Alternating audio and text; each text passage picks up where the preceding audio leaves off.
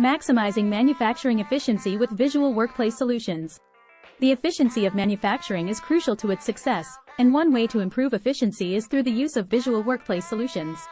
These solutions can help you to improve organization, streamline processes, and ultimately save time and money. Visual work instructions. By using diagrams, pictures, and other visual aids, you can communicate important information in a way that is easy to understand and follow. Visual labels and signs.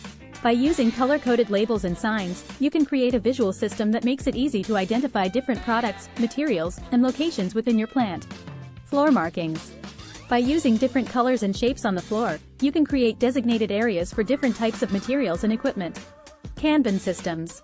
By using visual signals such as colored cards or bins, you can communicate information about inventory levels and trigger replenishment when necessary. Shadowboards.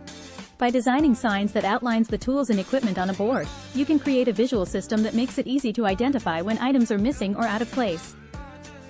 So, if you're looking to improve efficiency in your warehouse, consider incorporating visual workplace solutions into your operations.